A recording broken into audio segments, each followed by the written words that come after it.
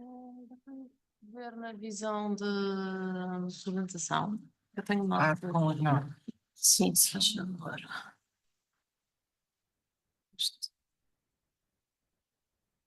Exato.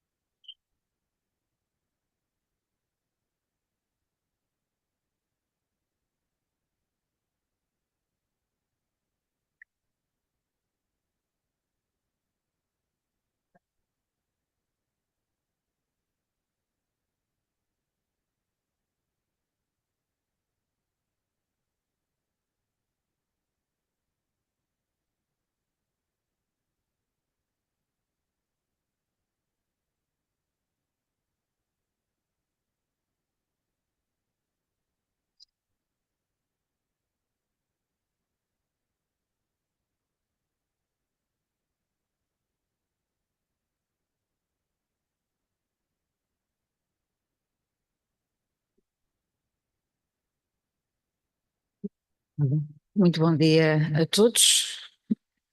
A esta hora a assistência ainda é um bocadinho diminuta. Ora bom, vamos dar aqui início a esta primeira sessão do segundo dia do Congresso Internacional de Ciberjornalismo, com o tema mais ligado até à inovação. A primeira pessoa a apresentar será Ana Figueiras, da Universidade Lusófona, e que vai apresentar a comunicação How Data Visualization is Gaining Space on the Instagram Profile of News Outlets. Ana, 10 minutos, mais ou menos.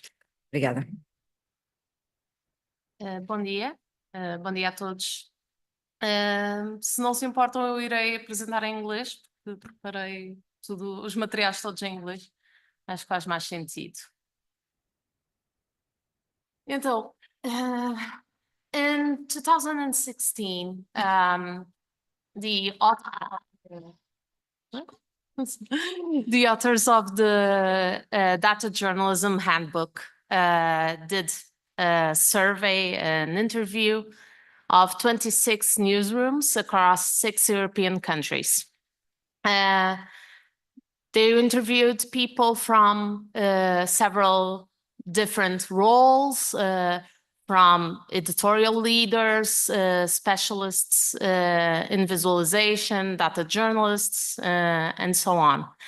And they denoted there was a change in journalistic storytelling. The growing use of data visualization is starting a shift in how writing and online news media was being done, and the data and the visualization was starting to gain space and to be central elements in journalistic storytelling.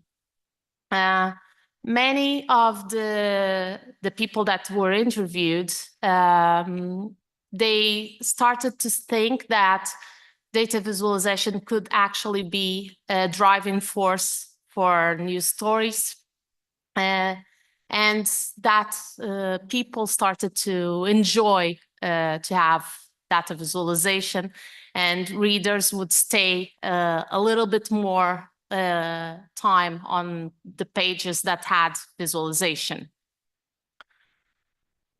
So according to their study, data visualization is used to offer insights, to explain more easily, to communicate clearly, more clearly than words can. The old adage of pictures worth more than 1,000 words seems to still be very popular.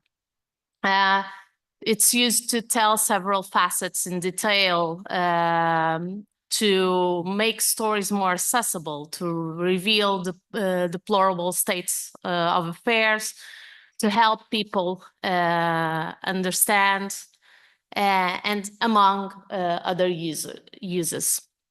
So it was starting to be a driving force for storytelling, being used to emphasize points, to add empirical evidence, to enable users to explore data sets, and also as an aesthetic attraction to stimulate interest.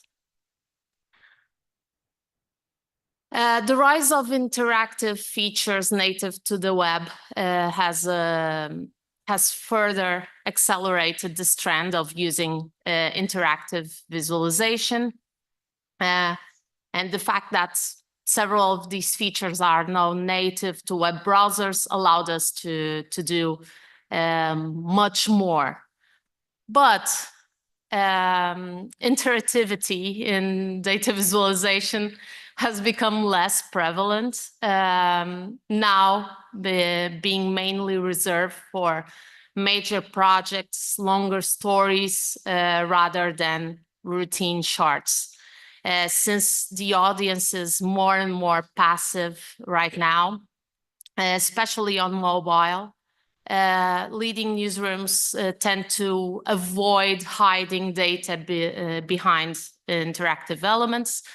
And this has swifted the interest in interactivity to make things operate faster, and it's faster to make news stories without rich interactive visualizations. Recently, this trend of non-interactivity has expanded into social media, particularly in Instagram, where news outlets have increasingly integrated elements of data journalism into their feeds, reflecting this broader trend of visual storytelling. This shift is particularly visible in the world's leading news outlets, where visualizations have become crucial means for transforming raw data into compelling narratives. To explore this phenomena, and we build an exploratory search for the use of data visualization in this context. We analyzed the New York Times, The Economist, and El País for 15 days from September 1st to September 15th.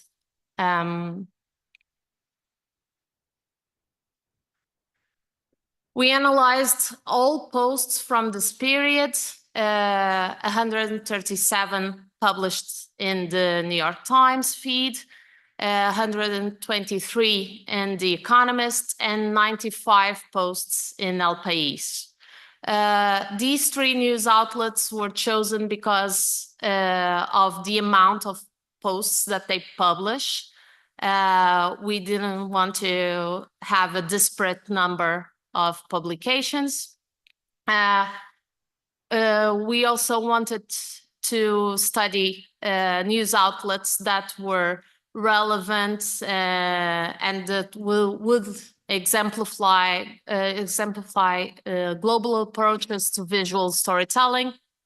And these are news outlets that use innovative formats, and especially on Instagram. We also chose them because it's two different languages, English and Spanish, broadening the scope to different linguistic and cultural audiences, and The Economist because it was a specialized news outlet. During this period, the New York Times published 15 posts using visualization, The Economist also 15, and El País published 7.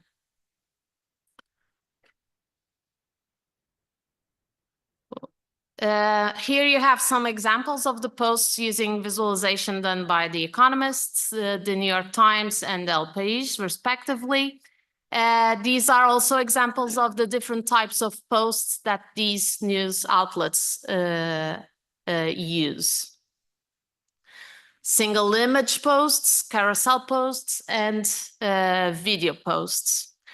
On the New York Times, 3 visualizations were used, shown in single image posts, 4 in carousel posts, and 8 in video posts.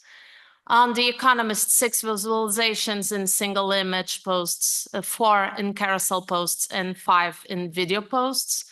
And on El País, there were no visualizations posted in single image posts, 3 in carousel posts, and 4 in video posts. Looking at the single image posts, they seem to be the preferred format for The Economist, and it was the most broadly used for posts with and without visualization.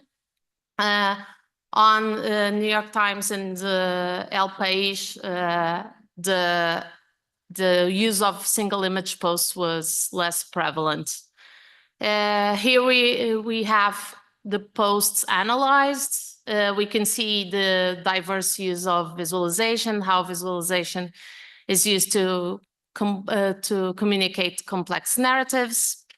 And it's common to see data sources and news outlets logos and color coherence with the brands. In terms of average likes, because it was also important for us to approach engagement, we found higher average likes in posts with visualizations for the New York Times and The Economist in single image posts. Looking at carousels, the New York Times had 4, The Economist also 4, and in El País 3. Carousel posts used to be a favorite in the beginning when we started looking at visualization on Instagram. It continues to be a favorite in other news outlets, such as the Washington Post, which we are considering in adding to our study also. Here, there are the posts analyzed. We can see a higher diversity of visual representations of data, more complex, and we suspect that the more exotic data visualization are included in this format because the format allows more in-depth content. In terms of likes, the New York Times also had a higher average likes for posts with visualization, and in The Economist and El País, slightly lower. Finally, looking at video posts, which seem to be growing in number. For the New York Times, we had 2 out of 26, The Economist 5 out of 10, and for El País 4 out of 27. Here we also have seen more complex, more exotic forms of visual representations, more visualization, different types of visualization being used. And we suspect that it's also because it has more, it allows to a more complex and deeper exploration of data. In terms of likes, there's a sharp difference with posts with visualization receiving fewer likes and higher only for The Economist. In terms of types of visualization used, maps were the most frequently used, used in 10 of the studied examples. Line charts were the second most frequent. And for third place, we have a tie between tables, pictograms, bar charts, spectrograms, and models. As future work, we plan to replicate the study for the months of October, November, and December. also using these three news outlets, especially because these data was somehow probably shifted because of the elections in the US. We want to extend this time frame also to have a more comprehensive understanding of how these news outlets use visual storytelling for a longer period. We also want to have more in-depth analysis of post content, including narrative strategies and visual representation strategies, and we are considering adding new news outlets. Thank you so much.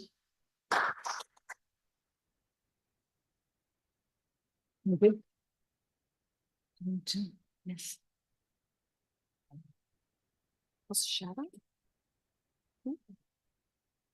Yes.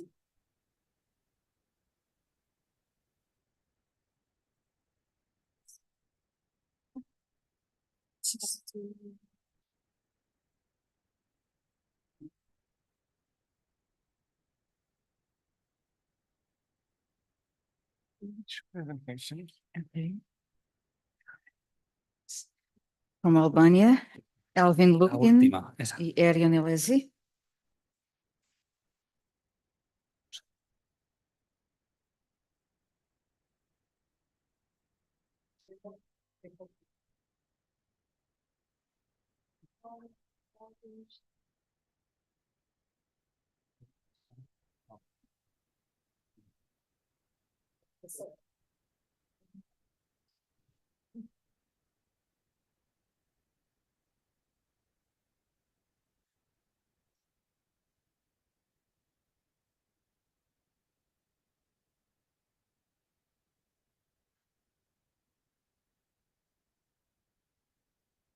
I'm sorry, I've changed. It was Elvin, but now we're going to hear Maria Ganzabal e Jesus Pérez da Silva. Okay, thank you. Obrigado.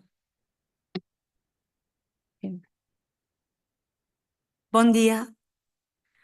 A mí en 2021 me detectaron un cáncer de mama y es por eso por lo que nuestra investigación trata sobre una plataforma audiovisual como es YouTube en la búsqueda de información sobre el cáncer de mama. Nuestro grupo de investigación no había tratado temas relacionados con la salud, pero a raíz de mi enfermedad convencí a mis compañeros que están aquí hoy para investigar sobre este tema. Realmente las investigaciones sobre el cáncer de mama siempre son relacionadas con la ciencia, con la medicina, con la farmacología, y no son tan comunes las investigaciones ligadas con el cáncer de mama y el periodismo, ¿no? Pero es importante estudiar cómo esta enfermedad se transmite en los medios de comunicación y en las plataformas audiovisuales y cómo lo que se transmite nos puede ayudar a las que somos supervivientes de esta enfermedad a día de hoy. Así que, bueno, os vamos a contar cómo ha sido nuestra investigación. Fijaros que el cáncer de mama es una enfermedad en la que en España se diagnostican 35.000 nuevos casos y hay 6.500 muertes. Y en Portugal también se diagnostican al año 7.000 nuevos casos y hay 1.800 muertes por cáncer de mama. Realmente el diagnóstico es un golpe absoluto para las personas que lo reciben, es un cambio de vida, es un antes y un después, es un cambio de vida absoluto, te cambia la vida todo, lo que comes, el deporte que haces, cómo te relacionas, cómo te vistes, todo, tu vida da un vuelco, ¿no? Por eso el diagnóstico es en sí ya un golpe absoluto.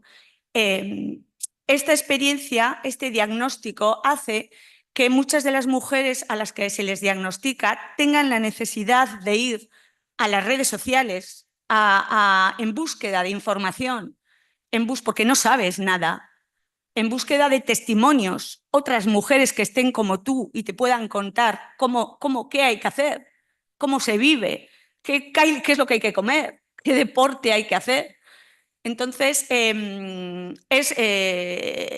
lo que se comunique en estas redes sociales es fundamental. Fijaros que en el marco teórico hay muchísimas investigaciones sobre lo beneficiosas que son las redes sociales, no solo desde el punto de vista de ir a buscar información, sino desde el punto de vista de contar también tus propias experiencias. Las redes sociales, YouTube en este caso, pero también TikTok, están llenas de testimonios de mujeres que se desnudan, que están recibiendo quimioterapia, que te cuentan cómo sobreviven día a día con los tratamientos tan duros, ¿no?, de esta enfermedad, cómo se rapan el pelo. O sea, esos testimonios son fundamentales para ellas, ¿no?, y para otras mujeres que empatizamos con esos testimonios, ¿no?, y te ayudan a pensar, si esta mujer puede, yo también tengo que poder. También es importante la creación de comunidad en los testimonios y en el compartir experiencias en YouTube. Es fundamental las comunidades que se forman en esta plataforma. Y es precisamente eso lo que hemos estudiado nosotros. Hemos analizado más de 1.247 vídeos con el hashtag o con la palabra en común cáncer de mama, y hemos analizado también más de 10.000 comentarios que hay en YouTube sobre este tema. Nuestro análisis ha sido un análisis de vídeos con más autoridad, no vídeos con más likes ni vídeos más compartidos, ¿no?, sino hemos tenido en cuenta el principio de la autoridad para analizarlo.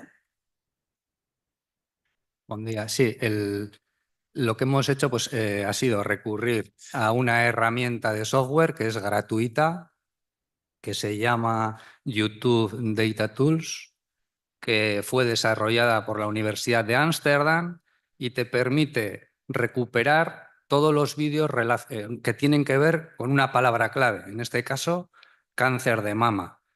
Pero no solo eso, te permite recuperar todos los vídeos que tienen que ver con el cáncer de mama y sus vídeos relacionados. Claro, entonces nuestra filosofía ha sido siempre la de ordenar para poder ver claro. ¿Por qué? Porque YouTube lo que hace es crear un perfil de cada uno de nosotros.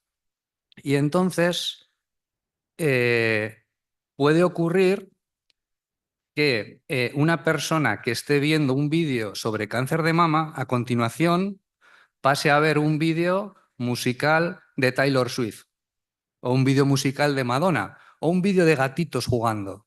Entonces, al recuperar todos los vídeos de cáncer de mama, también recuperamos los vídeos relacionados. Taylor Swift, gatitos jugando. Entonces, hay que ordenar, limpiar la base de datos para poder ver claro.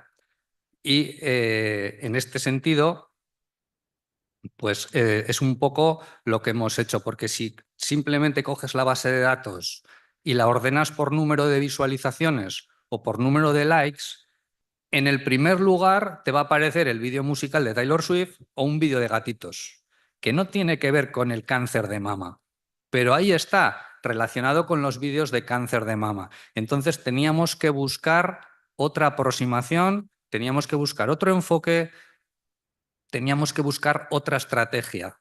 Y por eso lo que hemos hecho ha sido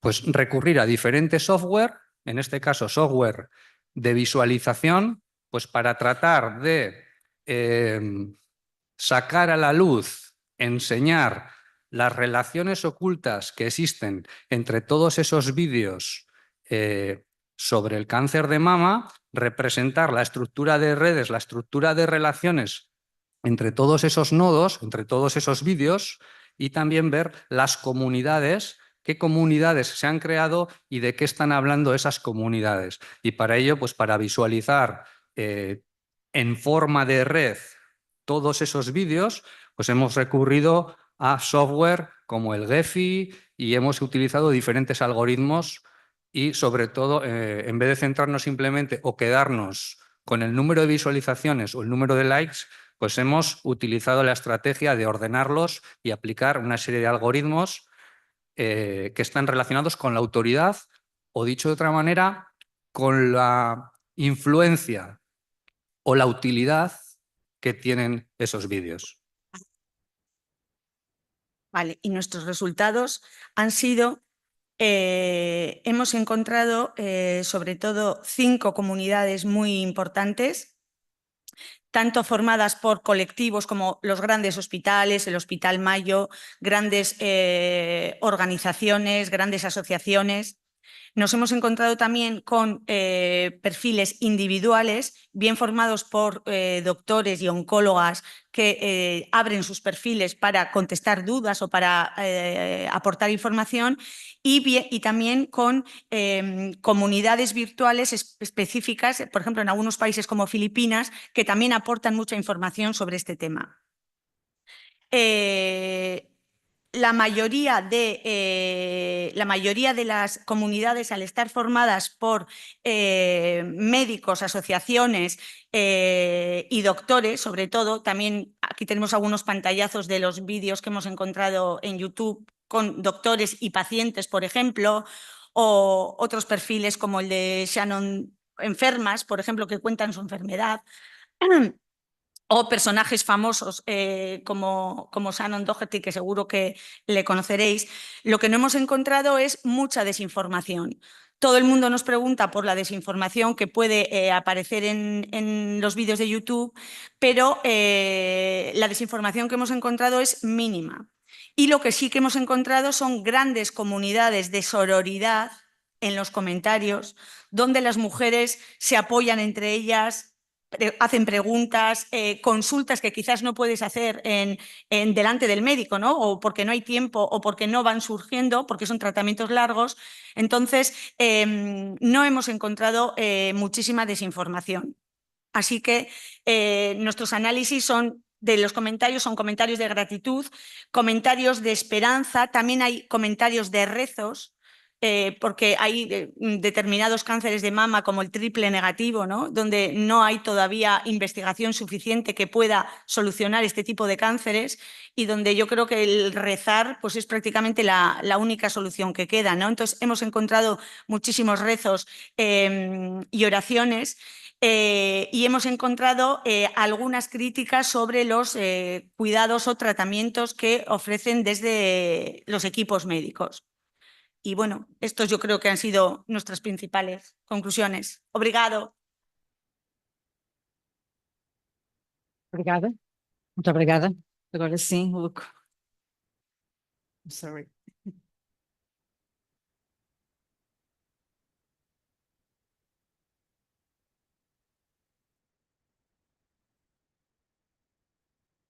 Okay, from University of Tirana, in Albania, Alvin Luco.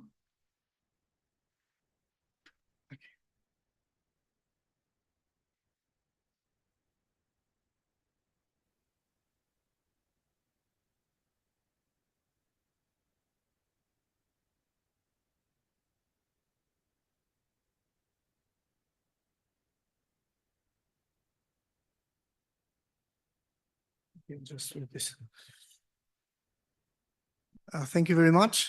My name is Elvin Lugu. I'm an associate professor in the University of Tirana in Albania. I have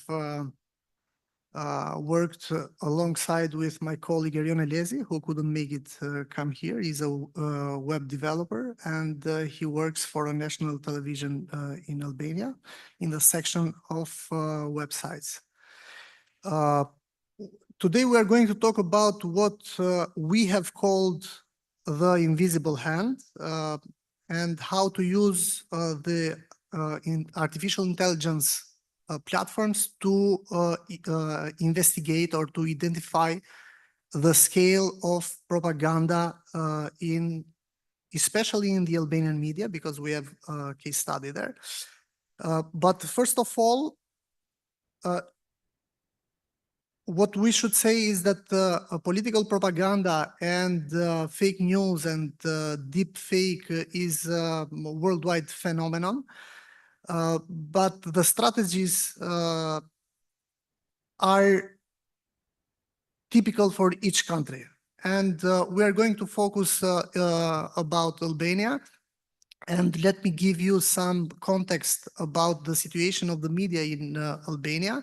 According to Freedom House and Reporters Without Borders, they have listed Albania as a country that is hybrid democracy. And they have emphasized that, or have listed, have categorized the media as partly free. And the main problem there is the political content that is very widespread during, but even in the media outlets during news reporting.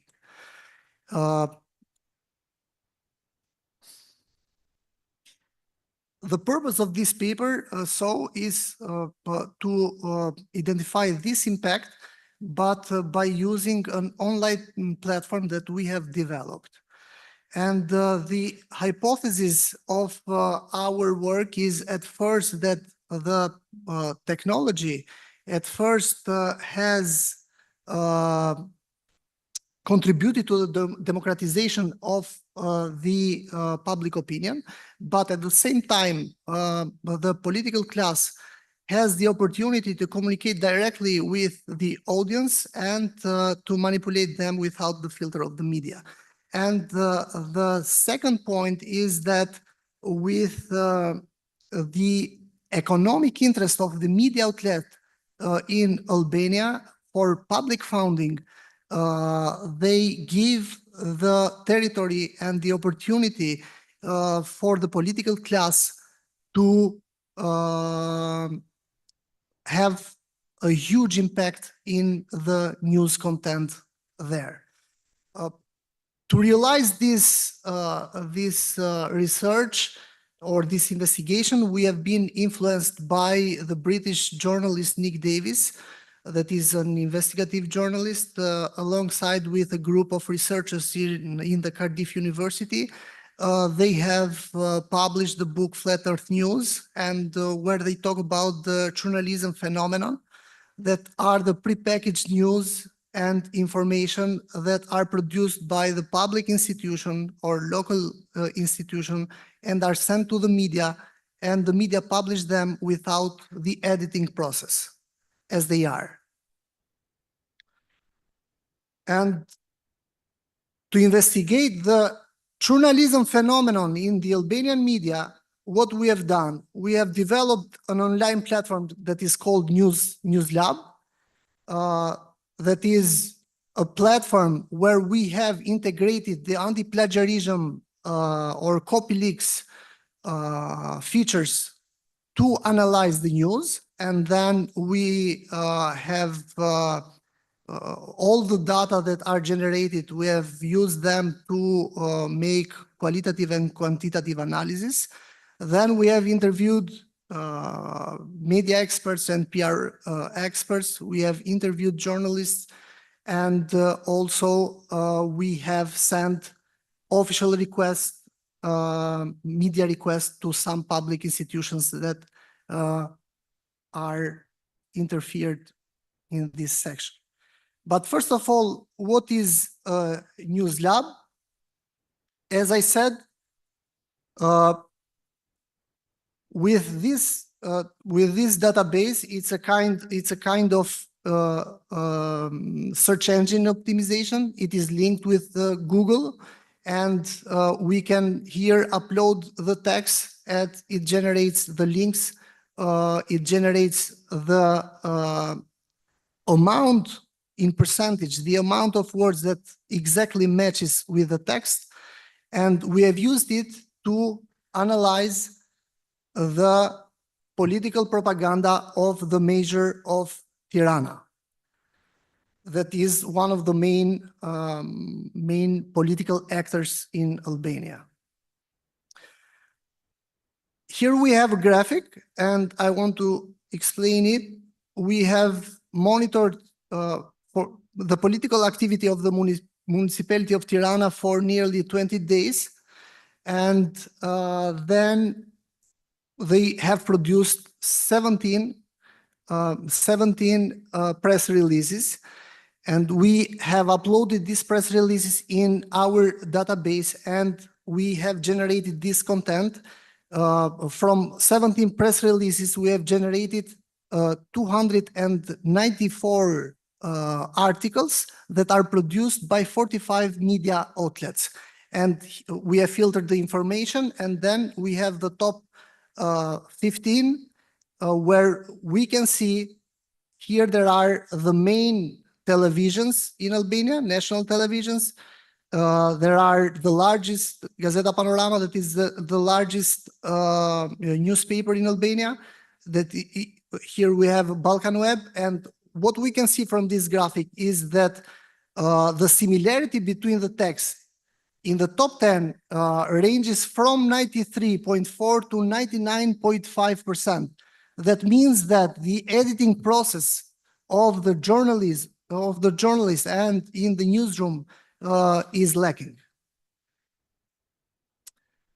Of course, can we publish this investigation, or is it enough only with this data? Of course not. And what we have done is that alongside with this data, we have used them to contact and to discuss with journalists of these media outlets why it happens. And we also have contacted the municipality of Tirana about this phenomenon. And here are some conclusions.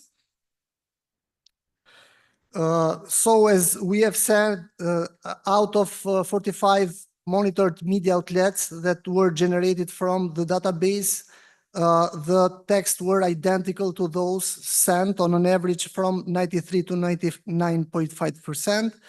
Out of 17 press releases distributed for 20 days monitored, a total of 294 news articles were produced. And a very interesting is the fact that they use the uniform structure, the same sentence, and they promote the same news. That means that there is a huge influence of the political aspect in these media outlets. Another conclusion is that the massive publication of this kind of news is not related to the public interest, but or to the importance of the topics for the citizens there, but everything that this institution publishes, everything is going to be replied by the media, the main media, mainstream media in Albania. And we can say that the political propaganda is higher, a lot of higher compared to 5 years ago, because we have made the same research 5 years ago, and we can compare these two studies. We have interviewed media experts in Albania, two of the main researchers, Vlerana Bino and Derlis Cela, and they have highlighted that the transmission of these news articles in the mainstream media, it's an indication that the Albanian citizens are part of a huge manipulation, and they are no longer informed with quality information, verified information, and independent sources. And finally, we have contacted even the institution. We have asked them about the number of employees that are working in this PR office, and it was nearly 25 journalists and media experts that were working. That is the largest number, even from the main outlets in Albania. So we can consider it as the main newsroom in Albania that comes not from a media, but from a political institution in this case. And the last one is we have asked we have seen that the mayor of Tirana is a part of the news content in each media. And we have asked him, the institution, in the last 5 years, how many press releases has he made with the presence of journalists? And the answer was 0. That means that the political strategy of the mayor is to deliver a message that is controlled and well distributed, and he does not want to confront to the journalists, to answer their questions about the problems of the city, the problems of the institution, etc. Thank you very much. Thank you. Okay. Last one, Rodrigo, from Universidade da Beira Interior.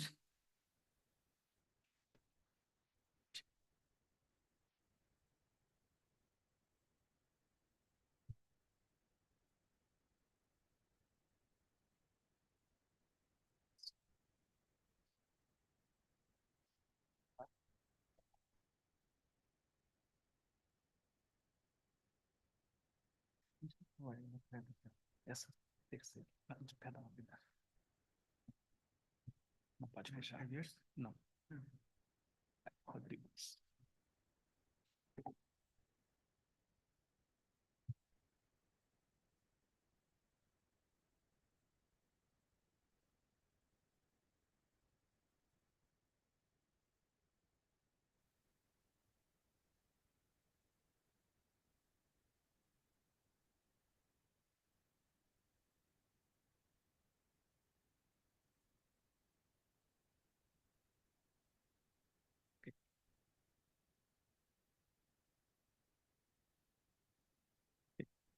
Bom dia, professora, bom dia para todos que estão acompanhando também pela internet. Eu sou o Rodrigo Rezende, atualmente faço doutorado na Universidade da Beira Interior, na Covilhã, e hoje vou apresentar um trabalho sobre o programa Roda Viva, mais especificamente sobre a participação dos candidatos a prefeito na cidade de São Paulo no programa e como essa participação foi utilizada no Instagram por eles a partir de cortes desse programa, que é uma prática que a gente vai discutir um pouquinho aqui durante esses minutos. O Roda Viva, porque a escolha desse programa, é um programa jornalístico muito tradicional do Brasil, é um programa de entrevistas que é de uma TV pública, da TV Cultura, e está no ar desde 1986, é transmitido desde 1986. E os jornalistas que participam desse programa são de diversos veículos de imprensa, são convidados de diversos veículos, que dá certa pluralidade nas discussões. Geralmente é transmitido às segundas-feiras, às 22 horas, às 10 da noite, e o formato do estúdio é um formato de arena. O entrevistado fica no centro do estúdio e os jornalistas em volta, né, dando esse formato de uma roda viva, como o nome indica. Na eleição de São Paulo desse ano, em 2024, nós tivemos 5 candidatos em destaque nas pesquisas. São Paulo tem 9 milhões e 300 mil eleitores, é quase o tamanho de Portugal só em número de eleitores, né? Então, uma cidade muito significativa, a maior do Brasil, uma das maiores da América Latina, e por isso essa eleição atrai tanto a atenção de todo o Brasil. Os 5 principais candidatos foram convidados para o programa Roda Viva, para entrevistas. São eles, né, os 3 em cima nesse slide. O atual prefeito Ricardo Nunes, que acabou ganhando a eleição, o jornalista José Luiz da Atena, o candidato da esquerda Guilherme Boulos, do Partido PSOL, e embaixo a candidata Tabata Amaral, deputada federal, e o candidato Pablo Marçal, esse que está com um boné, com um chapéu, que vai ser, de algum modo, o foco um pouco maior desse trabalho.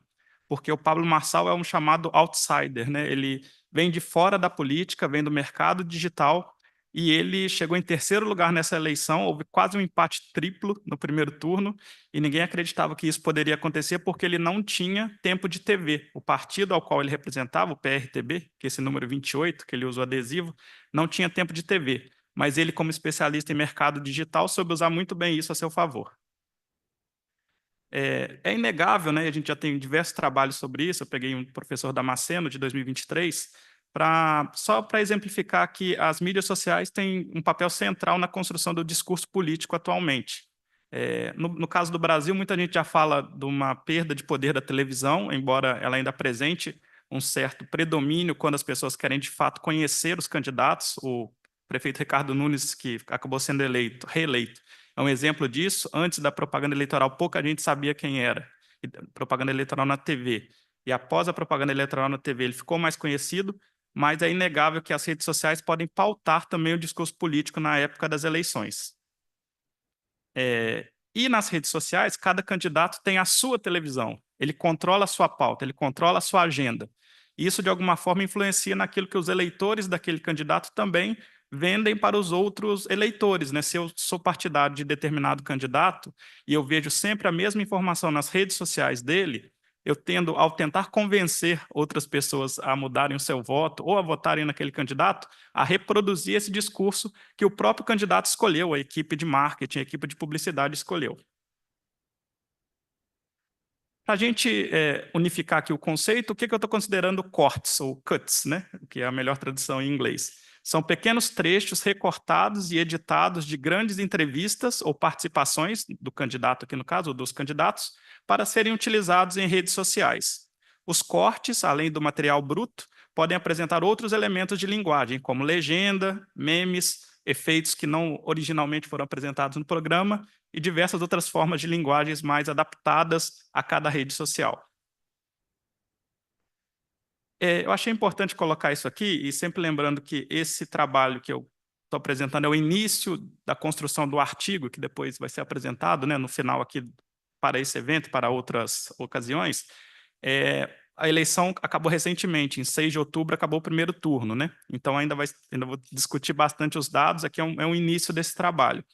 Mas a principal ideia é ver como os candidatos usam um programa jornalístico, mesmo sendo recortes, mas como uma espécie de validador, como uma espécie de legitimador daquele discurso que ele está apresentando. Por que o Pablo Marçal, que é um especialista em mercado digital, foi ao programa Roda Viva e utiliza tanto os cortes do programa, que é um programa jornalístico? A hipótese é que um eleitor ou um cidadão, ao ver uma participação do Pablo Marçal em um programa jornalístico, aquilo traz mais legitimidade ao discurso, do que simplesmente ele gravasse a mesma frase numa parede em branco ou em qualquer lugar que não fosse um programa de tanta audiência ou de tanta tradição. As pesquisas, algumas pesquisas indicam, é o caso da pesquisa da professora Glória Mark, né, professora de informática da Universidade da Califórnia, que a nossa atenção atualmente ronda em torno de 47 segundos na frente de uma tela. Isso é muito importante quando a gente trata dos cortes, e o próprio nome trata disso, né?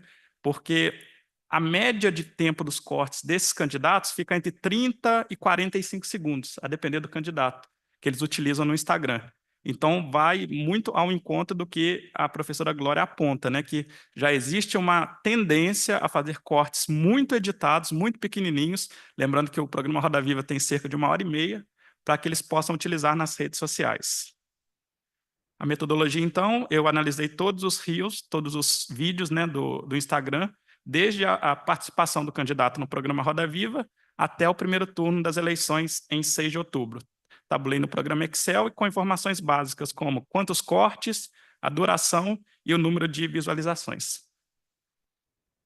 Aqui eu vou apresentar um vídeo, deixa eu ver se eu vou conseguir, que é até o porquê do título desse trabalho. Vocês vão ter que aguentar os cortes. E, de novo, se você... Vou recomeçar. Esse é o candidato Pablo Marçal, durante sua participação no Roda Viva, e esse é um corte de 32 segundos que ele fala para os jornalistas, né? Vocês vão ter que aguentar os cortes, porque toda a resposta ele dava de forma editada, justamente para depois ir para a rede social.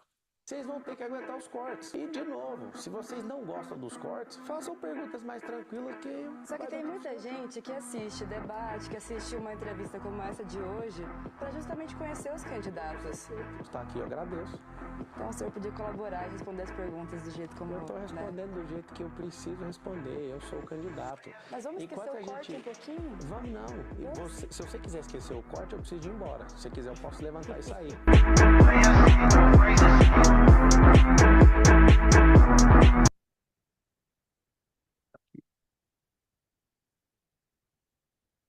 Então, aqui ele colocou em evidência, né, ele não escondeu qual que era o motivo dele estar naquele programa naquele momento.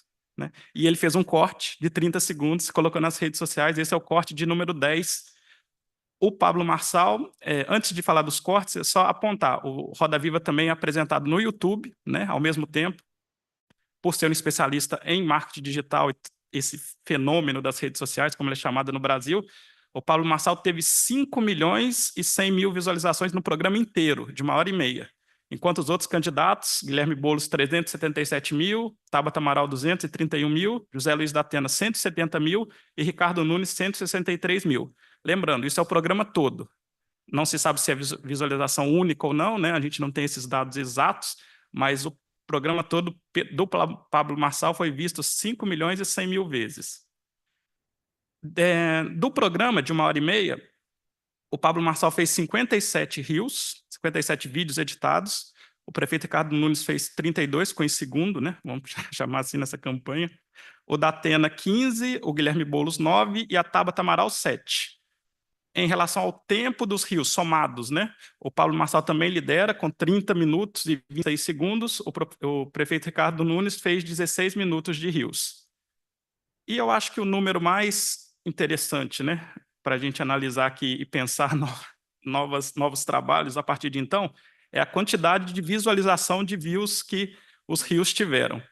Chega a ser espantoso, né? Quem puder ver aí no gráfico. Nos seus 57 rios, o Pablo Marçal teve 158 milhões de visualizações, o que mostra, e aqui é uma opinião, já uma constatação, que a estratégia foi bem acertada, né, ao fazer esse tipo de divulgação no Instagram. Quem chegou mais próximo disso foi o prefeito Ricardo Nunes, que teve todos os rios somados em visualizações, perto de 7 milhões de visualizações. Lembrando que esses dados foram coletados até 6 de outubro, que foi o dia do primeiro turno das eleições, porque a partir daí, no segundo turno, como também se fala muito no Brasil, uma nova eleição, o próprio Pablo Marçal não esteve no segundo turno. Foi disputado entre Ricardo Nunes e Guilherme Boulos. Na média de visualizações dos rios, né, porque a gente pode pensar, o Pablo Marçal tem muita visualização porque foram muitos rios. Mas um novo número, né, o número de média, também mostra que esse número é muito grande, que esse índice é muito grande. Né? Cada rio teve, em média, 2.700.000 visualizações. Mais próximo, nesse caso, é o candidato Guilherme Boulos, com 415.000 visualizações. Então, o impacto desses 57 rios foi muito grande, muito grande. E com um detalhe, né, o Pablo Marçal teve no início da campanha suas redes sociais bloqueadas por uma série de ataques que ele fez a outros candidatos. Ele construiu uma nova rede social, um novo perfil no Instagram, e esses números são de um novo perfil, que começou do zero. Então, isso mostra que, de fato, ele soube usar muito bem a rede social a seu favor. Algumas conclusões desse início, né, de pesquisa. O jornalismo é utilizado pelos candidatos como elemento de legitimação de seus conteúdos nas redes sociais. Os meios de comunicação também se alimentam, de alguma forma, de candidatos com forte presença nas redes sociais, visto a audiência no YouTube do programa do que o Pablo Marçal participou, com 5 milhões. Isso, de alguma forma, é bom também para a própria TV Cultura, né, que mostra uma audiência grande ali para o público, né, e para possíveis patrocinadores. E a campanha política, hoje em dia, se dá numa espécie de hibridização, com conteúdos compartilhados em diversos meios e redes. O local em que o conteúdo é produzido, primeiramente, na verdade, é só um pretexto para que esse conteúdo seja distribuído em várias plataformas. E algumas sugestões para a pesquisa futura, pesquisas mais aprofundadas sobre o impacto de cortes nas decisões dos eleitores, é algo novo ainda, né, de 2018, 2020 para cá, mas ver se alguém vê algum corte, isso de alguma forma influencia na mudança do voto. Pesquisa sobre o modo de produção e seleção dos cortes, quem faz esses cortes, com que intenção, e se é feito ou não em tempo real e por quem. e pesquisas com jornalistas, perdão, ali, sobre este novo momento, o impacto na própria prática jornalística, porque o jornalista vai querer fazer uma pergunta e esperar uma resposta mais aprofundada, mas o candidato vai só querer falar 30 segundos. E aí, como driblar isso, como tentar fazer uma nova forma de entrevistar ou de gerar conteúdos maiores em relação a tempo para que a gente possa ter situações mais esclarecidas e não apenas lacres ou cortes para as redes sociais. Aqui algumas referências, os Instagrams usados, os contatos. Muito obrigado.